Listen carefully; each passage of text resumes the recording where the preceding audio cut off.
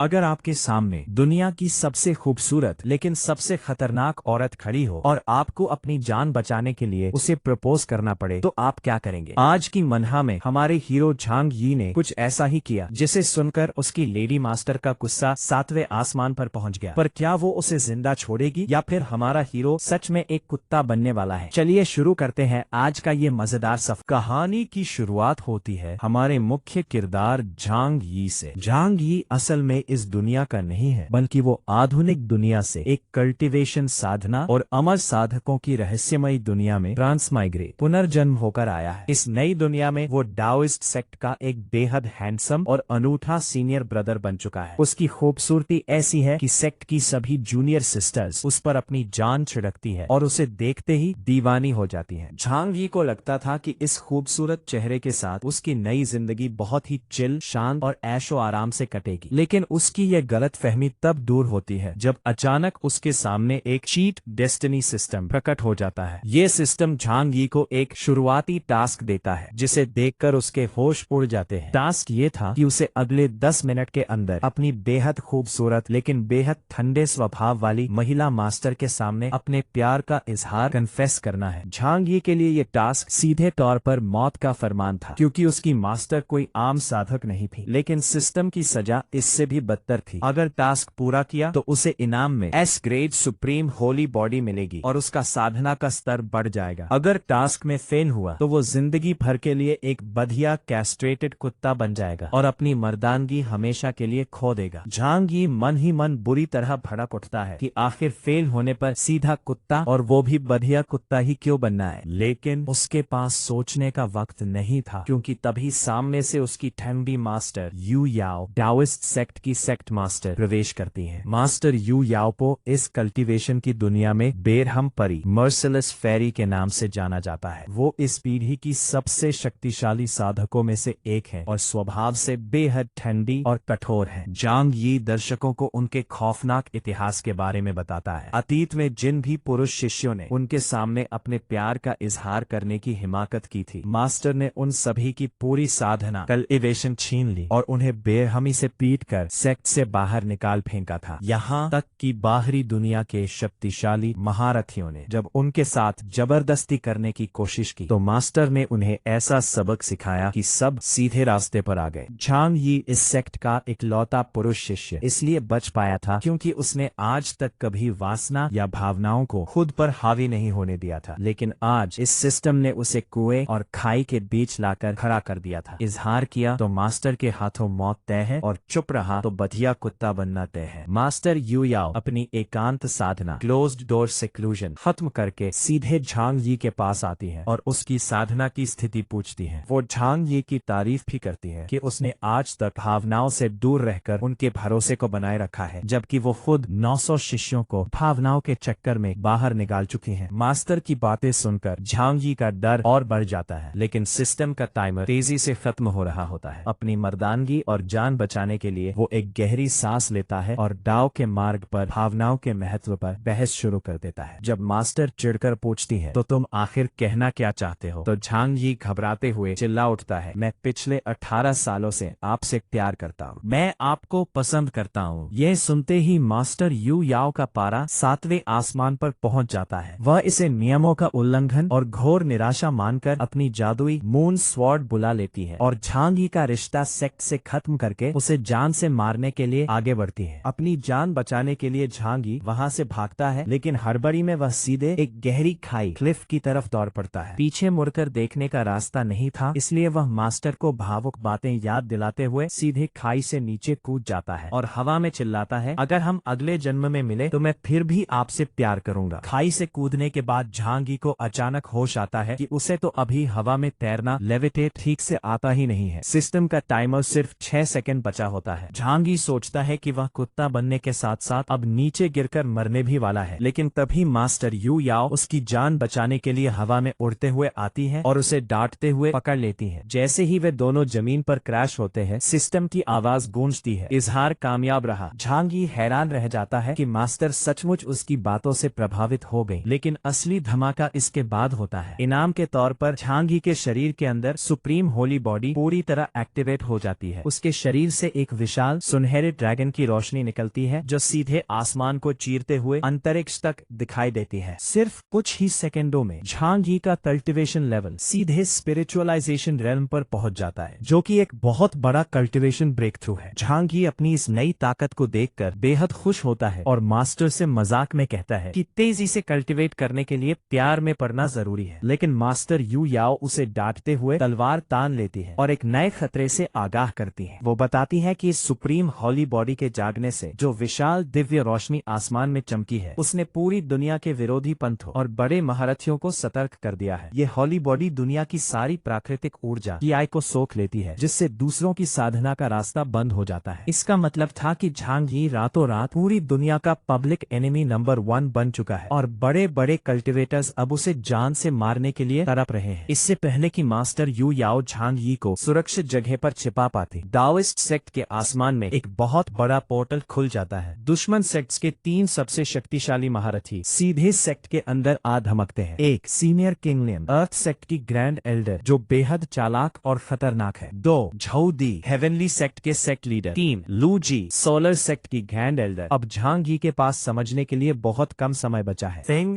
Woozi wind city के शक्तिशाली Lord. ये तीनों आते ही झांग ही पर अपना हक जताने लगते हैं और उसे लालच देने लगते हैं। सीनियर किंगलियन मास्टर यू याओ को बूढ़ी औरत कहकर चिढ़ाती है और झांग ही को अपने सेक्ट में आने के लिए कहती है। जो दी उसे अपने सेक्ट की खूबसूरत महिलाओं और प्राचीन तकनीकों का लालच देता है, जबकि फेंग वूजी उसे विंड सिटी के बड़े संसाधन और राजवंश में सरकारी अधिकारी बनाने की पेशकश करता है। चैप्टर के अंत में मास्टर यू याओ अपनी चमचमाती तलवार निकाल लेती है और गुस्से में दहाड़ती है, तुम सबकी यह मजाल, मैं दाओइस्ट सेक्ट के शिष्य को इस तरह किसी को छीनने नहीं दूंगी। झांग ही को इस सेक्ट से लात मारकर बाहर निकालने का हक सिर्फ और सिर्फ मेरा है। हमारे हीरो झांग ही के पास दुनिया की सबसे दुर्लभ और शक्तिशाली बॉडियों में से एक सुप्रीम होली बॉडी है। ये बॉडी इतनी खतरनाक है कि ये पूरी दुनिया की ऊर्जा को अकेले ही सोख सकती है, जिससे दूसरे कल्टीवेटर्स के लिए कुछ बचता ही नहीं। लेकिन झांग ही बेहद गुस्से में है। उसे समझ आ चुका है कि ये जो बड़े बड़े सेक्ट्स के लोग उसके सामने उसकी मदद करने का नाटक कर रहे हैं, वे सब के सब महास्वार्थी है। झांग ही सीधा उनके मुंह पर बोल देता है, तुम लोग बस मुझे एक मोहरे की तरह इस्तेमाल करके अमरता की दवाइयाँ पिल्स बनाना चाहते हो और बाद में मेरी सारी शक्तियाँ छीन लोगे। झांग ही की कड़वी सच्चाई सुनकर सामने खड़ी बैंगनी बालों वाली डेमोनिस किंगलियान तुरंत पासा पलटती है और अपनी जादुई मीठी आवाज में कहती है, अरे मार्शल भतीजे झांग, तुम ऐसा कैसे सोच सकते हो? हम तो सचमुच तुम्हारी मदद करना चाहते हैं, हमारा कोई बुरा इरादा नहीं है। तभी बगन से सफेद बालों वाला कल्टीवेटर हंसते हुए अपनी घटिया सोच दिखाता है और कहता है, अरे लड़के, अगर कोई तुम्हारा इस्तेमाल कर रहा है तो डरो मत, बल्कि खुश हो जाओ। कम से कम इससे यह तो साबित होता है कि तुम्हारी इस दुनिया में कोई औकात या वैल्यू है। वही बीच वाला कल्टीवेटर चाचा अपने चेहरे पर एक लालची मुस्कान लाकर कहता है कि वह तो बस अपने इस प्यारे भतीजे पर प्यार लुटाना चाहता है। इन पाखंडियों की बातें सुनकर हमारे हीरो झांग ही का पारा 7वें आसमान पर पहुंच जाता है। वह बिना डरे अपनी बीच की उंगली मिडिल फिंगर हवा में उठाता है और ठोक कर कहता है, अगर तुम सोचते हो कि मैं तुम्हारी कठपुतली बनकर तुम्हारे साथ शामिल हो जाऊंगा तो तुम बस दिन में सपने देखते रहो। मैं मरते दम तक सिर्फ और सिर्फ अपनी मास्टर यू याओ का वफादार शिष्य रहूंगा। झांग ही का यह तेवर देखकर इन तीनों कल्टीवेटर्स के मुखौटे उतर जाते हैं। डेमोनिस किंगलियान अपनी कमर मटकाते हुए कहती है, अय्या अय्या, लगता है घी सीधी उंगली से नहीं निकलेगा, अब हमें थोड़ा रफ होना पड़ेगा। बाकी दोनों कल्टीवेटर्स भी चिल्लाते हैं, तो तुम लातों के भूत हो, बातों से नहीं मानोगे, नमक हराम लड़के। झांग ही उनकी तरफ देखकर हंसता है, तुम तीनों दुष्टों को देखो, कितनी जल्दी गिरगिट की तरह रंग बदल लिया। पीछे खड़ी झांग ही की खूबसूरत और शक्तिशाली मास्टर यू याओ अपने शिष्य का यह रूप देखकर मन ही मन बेहद गर्व महसूस करती है। वो सोचती है कि जो झांग ही हमेशा सीधा और भोला भाला रहता था, आज उसने पूरे दाओइस्ट सेक्ट के सम्मान के लिए अपनी जान दांव पर लगा दी। तभी डेमोनेस किंगलियान चिल्लाती है, शास्त्रों में लिखा है, जो प्यार से न मिले उसे छीन लो। झांग ही, अब तुम मेरे गुलाम बनने के लिए तैयार हो जाओ। वो अपनी खतरनाक शक्तियों से झांग यी पर झपट्टा मारती है, लेकिन बाकी दोनों कल्टिवेटर्स भी लालची है। वे चिल्लाते हैं, किंग लियान अकेले अकेले मलाई खाओगी क्या? अगर इसे उठाना है तो हम सब मिलकर उठाएंगे। इससे पहले कि वे झांग यी को छू पाते, मास्टर यू याओ बिजली की फुर्ती से सामने आती है और अपनी दिव्य शक्ति से चिल्लाती है, बदतमीजी। और वहाँ एक जोरदार धमाका होता है। धमाके के बीच झांग यी अपनी मास्टर को बचाने के लिए दौड़ता है, लेकिन दुश्मन की संयुक्त ताकत बहुत ज्यादा है। मास्टर यू याओ झांग यी को धत्ता देकर उस विनाशकारी ऊर्जा के पूरे ब्लास्ट को अपने खुद के शरीर पर छेल लेती है, ताकि झांग यी को एक खरोंच तक न आए। किंग लियान और उसके साथी इस ताकत को देखकर दीवाने हो रहे हैं। वे चिल्लाते हैं, बुढ़िया यू याओ, क्या तू इस एक लड़के के लिए हम 3 बड़े सेक्ट से दुश्मनी लेगी? तेरी पूरी ताकत खत्म हो चुकी है, उसे चुपचाप हमारे हवाले कर दे। मास्टर यू याओ घायल होने के बावजूद अपनी तलवार तान कर कहती है, जब तक मेरी आखिरी सांस चल रही है मैं झांग यी को हाथ भी नहीं लगाने दूंगी। सेक्ट के बाकी चेले भी अपनी जान देने को तैयार हो जाते हैं, लेकिन झांग यी को समझ आ जाता है कि अगर लड़ाई हुई तो उसका पूरा सेक्ट तबाह हो जाएगा। वो एक बड़ा फैसला लेता है और आगे आकर चिल्लाता है, ये मुसीबत मेरी वजह से आई है, इसलिए आज से मेरा दाओइस्ट सेक्ट से कोई वास्ता नहीं, मैं खुद को तुम्हारे हवाले करता हूँ। विलन हंसते हैं कि लड़का लाइन पर आ गया, लेकिन तभी अचानक आसमान का रंग बदल जाता है और चारों तरफ बिजली कड़कने लगती है। आसमान में एक रहस्यमयी लाल आंख जैसी रोशनी चमकती है। कल्टिवेटर्स खौफ और आश्चर्य से चिल्ला उठते हैं, ये नामुमकिन है, ये तो पौराणिक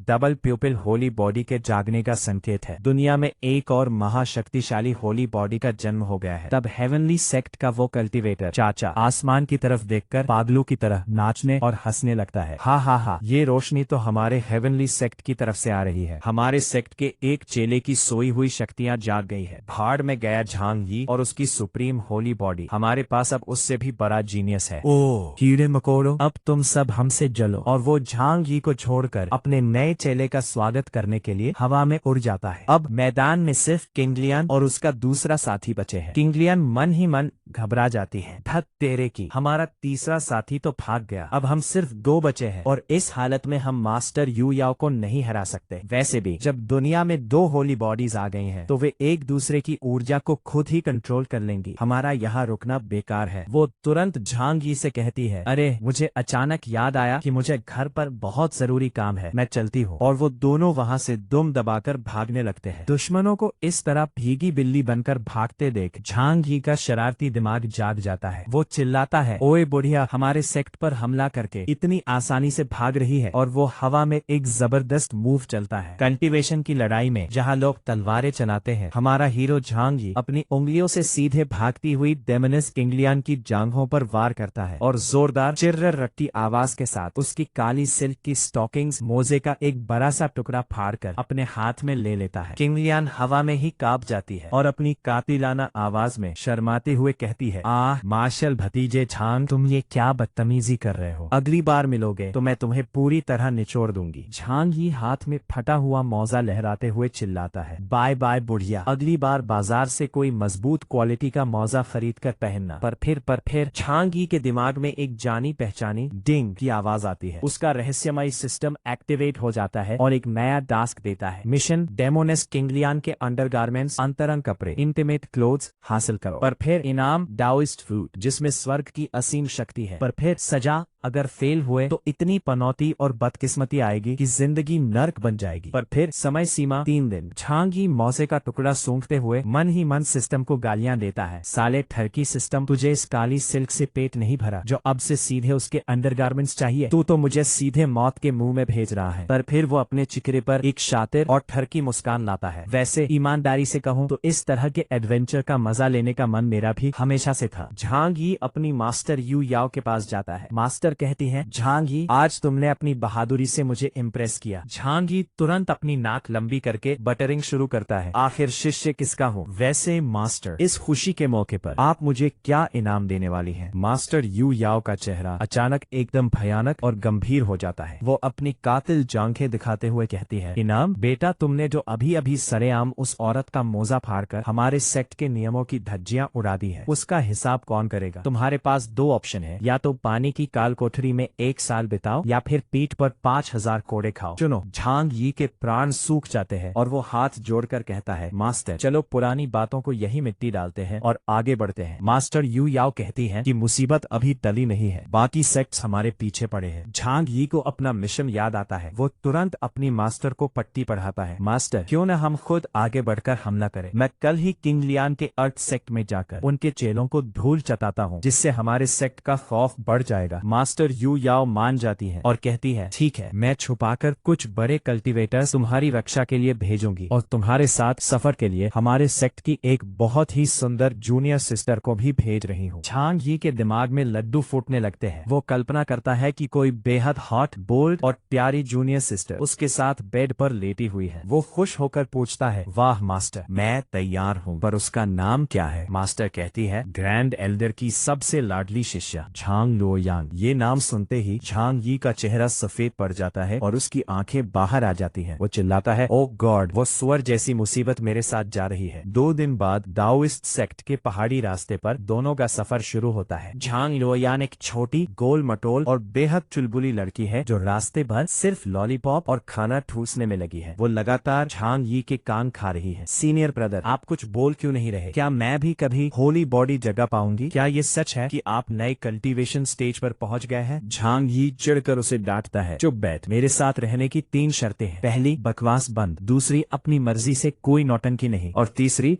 जो मैं कहूँ चुपचाप सुनो। झांग यी मन ही मन रो रहा होता है कि पिछली बार जब ये लड़की उसके साथ कल्टीवेशन के लिए गई थी तो इसने डेमोनिक कल्ट के खजाने से दवाइयां चुरा ली थी, जिसकी वजह से दुश्मनों ने झांग यी को सैकड़ों मील तक दौड़ा दौड़ा कर पीटा था। सफर के दौरान लुओयांग उसे बताती है कि आसमान में जो नया डबल प्यूपिल जागा है वो और कोई नहीं बल्कि ये हावरान है, जो पहले झांग यी से एक राइटिंग कंपटीशन में हार चुका है और अब बदला लेने के लिए तड़प रहा है। झांग यी सोचता है कि नियति ने उन दोनों को एक दूसरे के आमने सामने खड़ा कर दिया है। तभी वे दोनों अर्थ सेक्ट के मुख्य मैदान में पहुंचते हैं। वहां का नजारा देखकर झांग यी हैरान रह जाता है। हजारों की तादाद में लड़कियां और चेले खड़े हैं। जैसे ही वे झांग यी को देखते हैं, लड़कियां पागलों की तरह चीखने लगती हैं। Oh my God, senior brother Zhang Yi कितने हैंडसम हैं। प्लीज मुझे ऑटोग्राफ दे दो। क्या आज रात आप मेरे साथ चांद देखेंगे? यहाँ तक कि अर्थ सेक्ट के कुछ लड़के भी झांग यी के दीवाने होकर अपना दिल थाम लेते हैं। बाकी लड़के जलन के मारे जल भुनकर कोयला हो रहे हैं। तभी भीड़ को चीरते हुए डेमोनेस किंग लियान सामने आती है। आज उसने बहुत ही शालीन और संस्कारी कपड़े पहने हैं, जिससे उसकी अनैतिकता बिल्कुल छुप गई है। वो मुस्कुराकर कहती है, स्वागत है मार्शल भतीजे झांग। चलो अंदर सेक्ट के कमरे में चलते हैं और शांति से दाव के ज्ञान पर चर्चा करते हैं। झांग यी उसके पीछे पीछे चल देता है। रास्ते में वह पूछता है, सीनियर, आपने मेरी जूनियर सिस्टर को बाहर ही क्यों छोड़ दिया? किंग लियान उसकी तरफ देखकर एक बेहद कातिलाना और रहस्यमयी मुस्कान देती है। अरे वो बच्ची अभी बहुत नादान है। तुम्हारी और मेरी वाइब्स मैच करती है। हम दोनों अकेले में ज्यादा बेहतर तरीके से चर्चा कर सकते हैं। झांग यी के पसीने छूटने लगते हैं। वह सोचता है, मुझे ऐसा क्यों लग रहा है कि मैं एक मासूम भेड़ हूँ जो खुद चलकर भूखे शेर की गुफा में घुस रही है। तभी किंग लियान उसे अपने आलीशान कमरे के अंदर ले जाती है। झांग यी कमरे का नजारा देखकर हक्का बक्का रह जाता है। कमरे के बीचों बीच एक बड़ा सा बेड, रस्सियां और नहाने का बड़ा सा टब है। झांग यी चिल्लाता है, अरे ये तो आपका बेडरूम शयन कक्ष है। किंग लियान तुरंत पीछे से दरवाजा बंद करके कुंडी लगा देती है। वह अपनी कातिल आंखों से झांग यी को देखती है और उसकी छाती पर हाथ रखकर कहती है, जब से तुम मुझे मिले हो झांग यी, मैं तुम्हारे प्यार में पूरी तरह अंधी हो चुकी हूँ। अब तुम बचकर कहाँ जाओगे? तुम सीधे मेरी हथेलियों के बीच आ गिरे हो। झांग यी अंदर से कांप रहा है, पर तभी उसके दिमाग में सिस्टम की वो चेतावनी चमकती है कि अगर 4 घंटे के अंदर इसके अंदर गारमेंट्स नहीं चुराए तो मौत पक्की है। झांग यी एक गहरी सांस लेता है, अपनी ठरकी मुस्कान वापस लाता है और किंग लियान की कमर में हाथ डालकर कहता है, सीनियर, आपकी बात बिल्कुल सही है, लेकिन दाव के ज्ञान की बात करने से पहले क्यों न हम दोनों पहले साथ मिलकर इस टब में बत्तखों की तरह नहा लें। किंग लियान खुशी से झूम उठती है। वो अपने कपड़े ढीले करते हुए कहती है, वाह, ये तो बहुत ही रोमांटिक है। मैं अंदर जाकर पानी में गुलाब की पंखुड़ियां डालती हूँ। तुम जल्दी से कपड़े उतार कर अंदर आ जाओ, मुझे ज्यादा इंतजार मत करवाना। और वो बाथरूम की तरफ बढ़ जाती है। पीछे खड़ा झांग यी अपनी उंगलियों से दिल हार्ट साइन बनाता है और मन ही मन अपने मिशन को अंजाम देने के लिए तैयार हो जाता है। हमारा मेन कैरेक्टर एनसी झांग यी अपनी आंखें बंद करके खुद को चिल्ला चिल्ला कर बोल रहा है, मत देखो, बिल्कुल मत देखो। असल में वो एक हॉट वाटर स्प्रिंग, गर्म पानी के झरने के पास है, जहाँ एल्डर तिंगलियन नहा रही हैं। झांग यी को जैसे ही मौका मिलता है वो शातिर चोर की तरह एल्डर के कपड़े उठाता है और वहां से रफू चक्कर होने के लिए दौड़ लगा देता है। भागते भागते वो पीछे मुड़कर चिल्लाता है, बुढ़िया मैं तुम्हारे कपड़े लेकर जा रहा हूँ, उम्मीद है हम दोबारा कभी नहीं मिलेंगे। पीछे से पानी की छपाकी के साथ एल्डर किंगलियन गुस्से में तमतमाते हुए बाहर निकलती है और चीखती है, झांग यी मैं तुझे छोड़ूंगी नहीं। तभी झांग यी के सामने उसकी ओपी सिस्टम स्क्रीन चमक उठती है। 200 के गाबा है। कपड़े चुराने का टास्क पूरा हुआ जिसमें स्वर्ग की शक्ति है। झांग यी राहत की सांस लेता है। मिशन तो पूरा हो गया, लेकिन अगर सीनियर किंगलियन ने मुझे पकड़ लिया तो मेरा कीमा बन जाएगा। मुझे यहाँ से तुरंत निकलना होगा। झांग यी अभी छत पर से भाग ही रहा होता है कि अचानक उसे आवाज आती है, सीनियर ब्रदर। वो मुड़कर देखता है तो हैरान रह जाता है। वहाँ उसकी साथी झांग लुआयान उड़ते हुए धूल का गुबार उड़ाती चली आ रही है। लुआयान हाफते हुए कहती है, सीनियर ब्रदर मैंने अर्थ सेक्ट के एक पेड़ से बस एक छोटा सा फल तोड़कर क्या खा लिया, वो सब तो डंडे लेकर मेरे पीछे ही पड़ गए। झांग यी अपना सिर पकड़ लेता है, तुम नंबर 1 की पेटू हो, तुमने फिर से मेरे लिए आफत खड़ी कर दी। लेकिन अब सोचने का वक्त नहीं था। लुआयान कहती है, अरे छोड़ो ना, चलो साथ में भागते हैं। तभी पीछे से अर्थ सेक्ट के चेलों की पूरी फौज लाठी डंडे लेकर आ धमकती है और चिल्लाती है, वहीं रुक जाओ। इतने सारे लोगों को देखकर झांग यी के होश उड़ जाते हैं। धत्ते तेरे की, इतने सारे लोग, तुम नफरत बटोरने में इतनी एक्सपर्ट कैसे हो भाई। वो मन ही मन सोचता है कि मास्टर ने तो कहा था कि एल्डर्स चुपके से हमारी रक्षा करेंगे, पर इस मुसीबत के वक्त साले सब के सब कहाँ गायब है। अब सीन शिफ्ट होता है डाओ सेक्ट की दूसरी तरफ, जहाँ उन दोनों रक्षक एल्डर्स की आंखें अब खुल रही हैं। एक एल्डर जम्हाई लेते हुए बोलता है, मुझे यकीन नहीं हो रहा कि हम देर तक सोते रह गए। दूसरा कहता है, चलो जल्दी करो, हमें चुपके से झांग यी की रक्षा करनी है। वाह भाई, यहाँ लड़का मर रहा है और ये अभी सोकर उठे हैं। उधर लुआयान भागते हुए झांग यी को देखकर चौंक जाती है। अरे सीनियर ब्रदर भी क्यों भाग रहे हैं। झांग यी खिसियाते हुए बोलता है, अहम ये एक लंबी कहानी है। तभी सामने से अर्थ सेक्ट के लोग रास्ता रोक लेते हैं। यंग लेडी, यही वो लड़की है जिसने हमारा उगाया हुआ सिंदूरी फल वर्मिलियन फ्रूट चुराकर खाया था। और तभी एंट्री होती है जून वुयान की, जो अर्थ सेक्ट के लीडर की बेटी है। वो दिखने में जितनी हॉट है उतनी ही खतरनाक भी। झांग यी उसे देखते ही ताड़ जाता है। धत,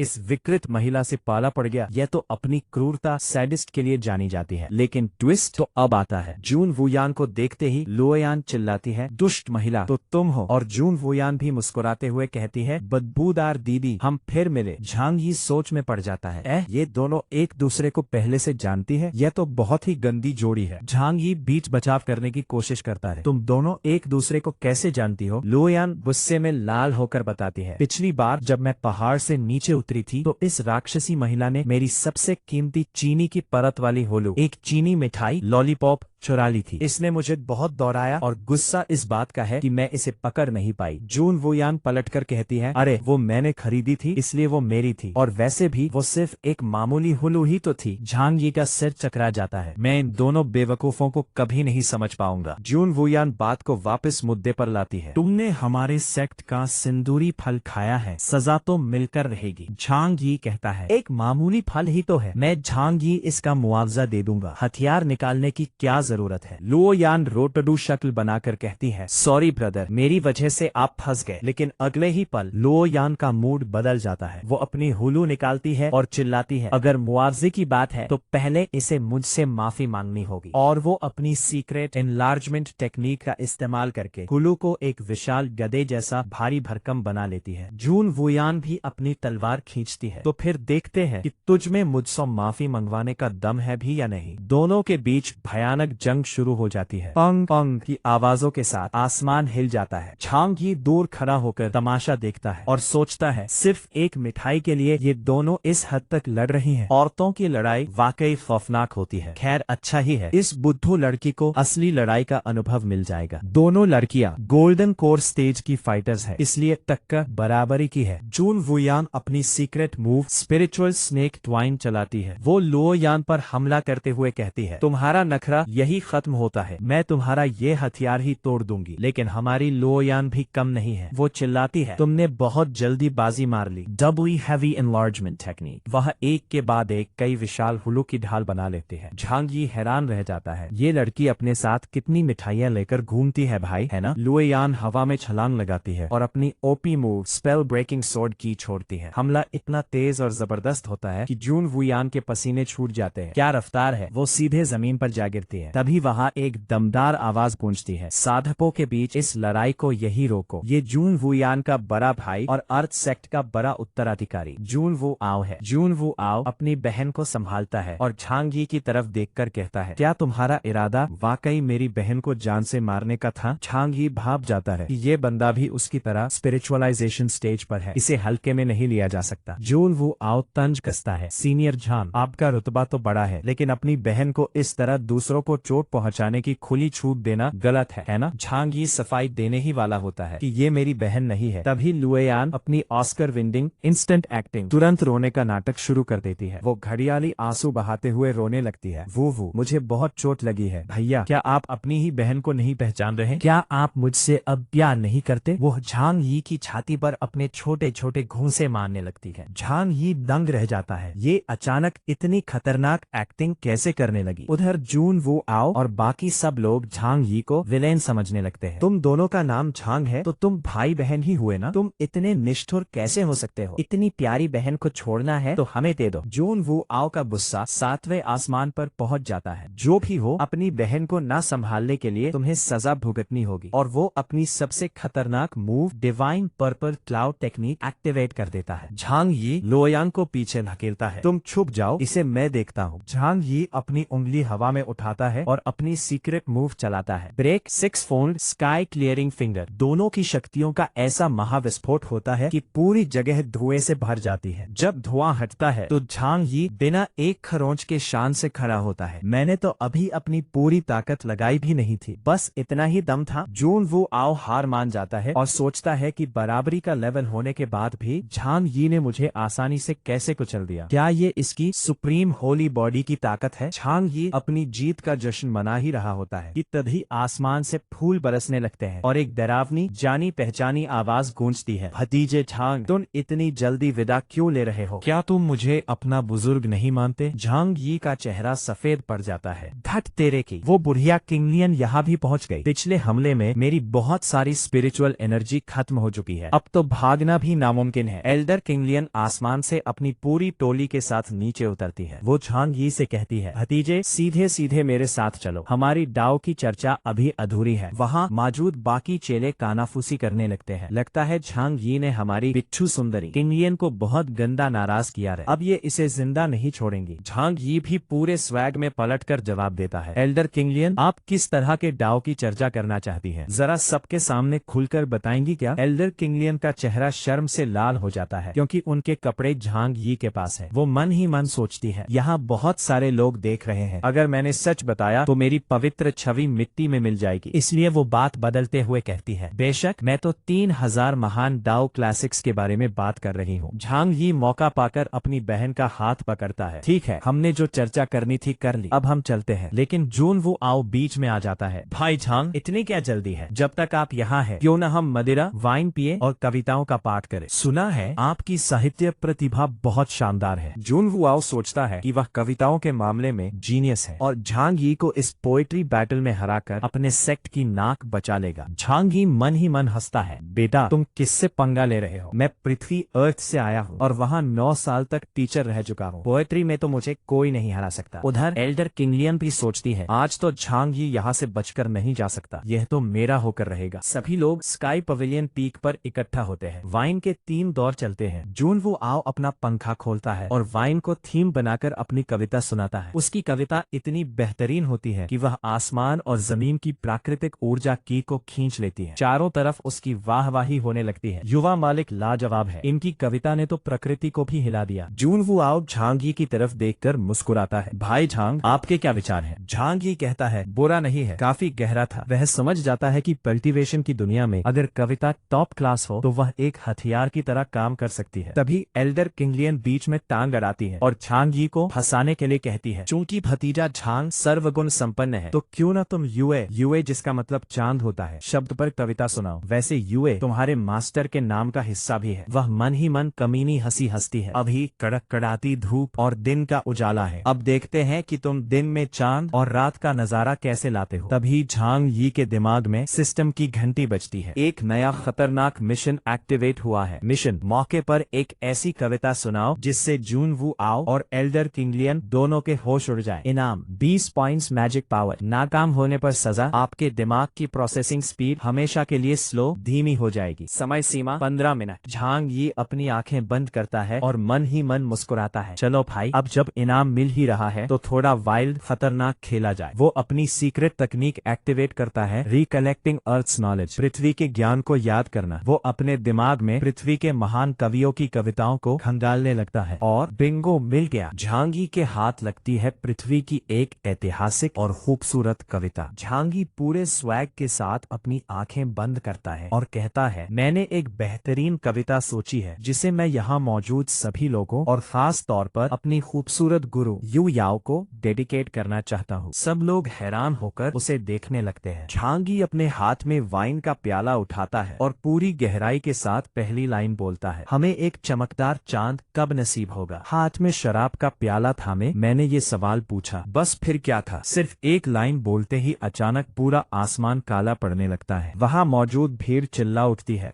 भाई, झांगी की कविता तो इतनी पावरफुल है कि इसने एक आध्यात्मिक घटना, स्पिरिचुअल फिनोमेनॉन को जन्म दे दिया। लोग यकीन नहीं कर पाते कि सिर्फ पहली लाइन से ही ऐसा चमत्कार हो गया। झांगी बिना रुके अपनी दूसरी लाइन मारता है, मुझे बताओ, उस ऊंचे स्वर्गीय महल में आज रात इतिहास का कौन सा साल चल रहा है। झांगी कविता में आगे कहता है कि वो हवा की सवारी करके आसमान में जाना चाहता है, लेकिन डर है कि इतनी ऊंचाई पर ठंड बहुत होगी। जैसे ही वो ये बोलता है, आसमान में दिन के उजाले में एक चमचमाता हुआ सुनहरा चांद, गोल्डन मून, और बादलों के बीच एक दिव्य स्वर्गीय महल प्रकट हो जाता है। लड़कियां उसकी तारीफों के पुल बांधने लगती हैं। जैसा कि उम्मीद थी, झांगी के पास सचमुच डिवाइन फिजिक है। एक गोलू मोलू सी लड़की तो ये तक कह देती है कि चांद इतना गोल और बड़ा है कि किसी स्वादिष्ट फल जैसा लग रहा है। झांगी अपना डांसिंग पोज लेता है और कविता जारी रखता है, मैं अपने पैरों पर खड़ा हुआ और अपनी ही परछाई के साथ नाचने लगा। फिर इस कविता की ताकत इतनी जबरदस्त थी कि इसकी गूंज दूर एथेरियल संप्रदाय तक पहुंच जाती है। वहां एक बेहद खूबसूरत गुलाबी बालों वाली देवी जैसी दिखने वाली महिला, जो असल में इस संप्रदाय की बड़ी सीनियर है, दूर से उस सुनहरे चांद को देखती है। वो सोचती है, क्या ये झांगी है? लेकिन उसकी कविता को देखकर मेरे दिल में ये उदासी क्यों महसूस हो रही है। फिर इधर झांगी कविता का सबसे इमोशनल हिस्सा बोलता है, चांदनी खिड़कियों से छनकर उन लोगों पर चमकती है जो सो नहीं पा रहे हैं। इस दुनिया में सुख दुख, मिलना बिछड़ना लगा रहता है। जैसे चांद के अपने पड़ाव होते हैं, वैसे ही इस दुनिया में कुछ भी परफेक्ट नहीं होता। ये सुनते ही महफिल में मौजूद कल्टीवेटर्स रोने लगते हैं। कोई अपनी अधूरी मोहब्बत को याद कर रहा है तो कोई कहता है कि इस कविता ने उनके मर चुके दिल को दोबारा धड़का दिया है। झांगी अपनी कविता को आखिरी और सबसे शानदार लाइन के साथ खत्म करता है, फिर मैं हम सभी के लिए एक लंबी उम्र की कामना करता हूँ। चाहे हम एक दूसरे से कितने भी दूर क्यों ना हो, हम हमेशा इसी जादुई चांदनी को एक साथ साझा करेंगे। पूरी महफिल में लड़कियां चिल्लाने लगती हैं, भाई झांग यी के लिए मेरा प्यार अमर रहेगा। लड़के रोते हुए कहते हैं, इस कविता ने मुझे दोबारा सच्चे प्यार पर विश्वास दिला दिया है। इसी बीच झांग यी के दिमाग में सिस्टम की आवाज गूंजती है, मिशन सफल, आपको इनाम में 20 मैजिक पावर दी जाती है। झांग यी मन ही मन मुस्कुराता है कि सिस्टम की बदौलत उसने सबको अपनी उंगलियों पर नचा दिया। झांग यी की इस कामयाबी को देखकर किंग लियान, वो गुलाबी बालों वाली सीनियर, गुस्से से लाल हो जाती है। उसे समझ आता है कि वो झांग यी को फंसाना चाहती थी, लेकिन यहाँ तो उसका दांव उल्टा पड़ गया। वो झांग यी के सामने आकर कहती है, झांग यी, उस बुढ़िया यू याओ में ऐसा क्या है? वो तुम्हारी इस कविता के लायक नहीं है। क्या तुम मेरे लिए कविता लिखोगे? और क्या तुमने कभी मुझे अपने दिल में पसंद किया है? झांग यी बेचारा पसीने पसीने हो जाता है। वो बहुत ही तमीज से कहता है, देखिए, हम एक दूसरे को ठीक से जानते भी नहीं है। आप मेरे लिए सिर्फ एक सम्मानित सीनियर है और मेरी गुरु की जगह कोई नहीं ले सकता। ये सुनते ही किंग लियान का दिमाग घूम जाता है और वो भरी महफिल में चिल्लाती है, झूठ, तुम मुझसे प्यार करते हो। अगर ऐसा नहीं है तो तुमने मेरा अंडरवियर लिंजरी क्यों चुराया था? इससे साफ जाहिर होता है कि तुम मुझे अंदर ही अंदर बहुत चाहते हो।